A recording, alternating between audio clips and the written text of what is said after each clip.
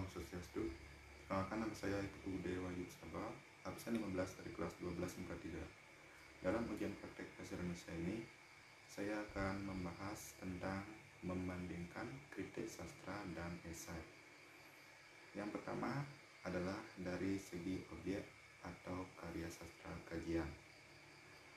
Pada kritik sastra, objek yang dikaji adalah sebuah karya sastra novel dengan judul Cintaku di Lembata, sebuah fiksi perjalanan bertabur cinta karya dari Sari Nurhaliza.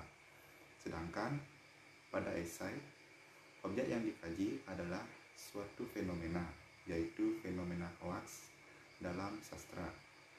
Yang kedua, dari segi topik atau masalah yang dikaji. Pada kritik sastra, topik atau masalah yang dikaji adalah tentang mengenai latar tempat terjadinya berbagai kisah dan peristiwa, baik yang dialami oleh tokoh dalam perjalanannya di Lembata maupun karakter masyarakatnya, karakter masyarakat yang bersahabat dalam menyambut tamu dan tetap menjaga tradisi. Sedangkan pada esai, topik atau masalah yang dikaji adalah mengenai fenomena hoaks dalam sastra. Yang ketiga, dari segi deskripsi atau sinopsis. Pada kritik sastra, terdapat deskripsi atau sinopsis dari novel Cintaku di Lembata, sebuah fiksi perjalanan berkebun cinta karya dari Sari Nurhaliza.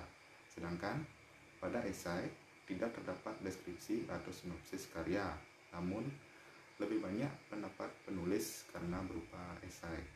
Yang keempat, dari data yang disajikan. Pada kritik sastra, data yang disajikan berupa data yang bersifat objektif disertai dengan data dan alasan yang logis. Sedangkan pada esai, data yang disajikan berupa data yang bersifat subjektif berdasarkan penulis esai. Yang kelima, dari cara penilaian. Pada kritik sastra, cara penilaiannya adalah dengan menganalisis suatu karya sastra yang kemudian menilai kelebihan dan kekurangannya secara objektif berdasarkan data dan alasan yang logis. Sedangkan pada esai, cara penilaiannya dengan memberikan pendapat pribadi sang penulis pada suatu fenomena yang terjadi. Yang keenam, dari penggunaan kajian teori. Pada kritik sastra, terdapat kajian teori dari Charles Thomson tentang genre sastra perjalanan. Sedangkan pada esai, tidak menggunakan kajian teori apapun. Dan yang terakhir, dari segi keutuhan kebahasaan. Pada kritik sastra, pembahasan dalam kritik tersebut dibahas secara utuh dan menyeluruh.